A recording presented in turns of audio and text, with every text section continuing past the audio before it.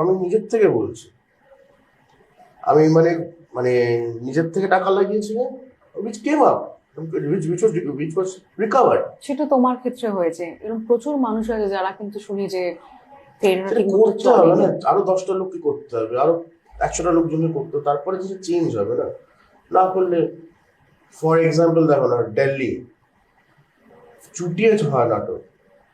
আমি তো শুনতে পেলাম কি দিল্লি থেকে এরকম কিছু অডিটোরিয়ামস এসছে যারা আহ, এরকম অফার দিচ্ছে, কিছু যতটা টিকিট হবে তার 50-50 ভাগ নেবে, আমি আলাদা ভাড়া নেবো না।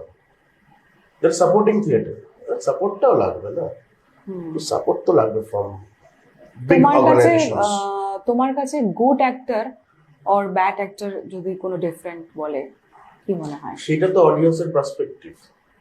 হ্যাঁ, আমি যদি কোনো অভিনয় ফাটিয়ে করছি, নিজের ভাল লাগছে, হ্যাঁ, মিস্টার এক্স এর ভাল লাগছে, ওয়াই এর ভাল লাগছে, জেড এর ভাল লাগছে, তো জেডের কাছে তুমি ব্যাড অ্যাক্টর, এক্স এর কাছে তুমি good actor. Good actor bad actor ব্যাপারটা হচ্ছে কিছু আমি সত্যি কথা বলতে চাইছি। হ্যাঁ, যদি তুমি প্রিপারেশন নিয়ে তুমি যদি জানো কি যে হ্যাঁ এরকম একটা অ্যাক্টিং এর, তুমি সবার মধ্যে তো অ্যাক্টিংটা আসে না। সবাই অ্যাক্টিং করতে পারে যে সবাই গান গাইতে পারে, আমি ফাটিয়ে গান গাই, সেটা আমার বাড়িতে থাকে, হ্যাঁ, রাস্তায় না বেরোলেই হলো, হ্যাঁ, বাথরুম সিট। মানে ওই তো আর কি, হ্যাঁ ঠিক আছে। তো সেটাই হচ্ছে, তো অভিনয় তো অনেক, অভিনয়টা সবাই করতে পারে, কিন্তু একটু যদি পলিশিং, একটু গাইডেন্স এটা করে যদি করা হয় তাহলে ওটা একটু বেটার হয়, যেখানে পাবলিক ওটা দেখানো যায় বা পাবলিকের ভালো লাগবে আর কি। হ্যাঁ, it's all about what they say. কিন্তু এখন সবাই মনে করে যে তোমার চটজলদি আর কি শিখবো, এই কনসেপ্টে কিন্তু প্রত্যেকটা, ক্র্যাশ কোর্সটা কোথায় জানি না। এটা কিন্তু এখন সবার মধ্যে হয়েছে যে খুব তাড়াতাড়ি শিখে তাড়াতাড়ি করবো। তাহলে এসএফটি একটা শপিং মল বানিয়ে দেওয়া উচিত। হ্যাঁ, মানে এত বড় জায়গা নিয়ে খুলে কি করেছে, কিন্তু নিশ্চয়ই সবার কোনো একটা কারণ কনসেপ্টই তো আছে। তাই তাই আছে না, যে হ্যাঁ, সবার কনসেপ্টই তো তাই যে খুব তাড়াতাড়ি শিখে আমি অ্যাক্টিং করব, এবং এই বিষয়টা লং লাস্টিংটা কত দূর দেখা যায়, আমি তো বলতে পারবো না, আমি তো সবে এই তো এলাম। হ্যাঁ, দেখা যায়।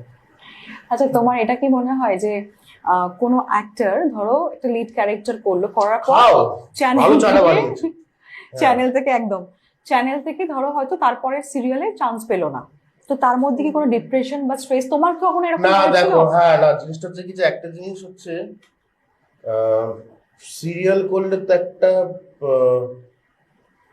ফাইন্যান্সিয়াল স্টেবিলিটির ব্যাপারটা তো থাকে। ফাইন্যান্সিয়াল স্টেবিলিটি থেকে বলতে গেলে একটা টাকা যেটা আসে একটু বেশিই আসে, তো সেই সেভিংসটা হচ্ছে কি যে মারাত্মক, আর যতক্ষণ না তুমি সেই লেভেলে পৌঁছে যাচ্ছ, হ্যাঁ, যে তোমার মানে যেখানেই যাবে তুমি পয়সা পাবে, 10টা জায়গা ফিতে কাটবে, ওই সব লেভেলে যখন পৌঁছচ্ছ, হুম, এই প্রসেসটা, তো ফ্রাস্ট্রেশনটা আসে করতে হয়তো পরের সিরিয়াল নাও চান্স পেতে পারে, হুম, হয়তো 3-4 মাস বসতে হবে, এটা হুম, প্র্যাকটিক্যাল জিনিস এই যে বসাটা।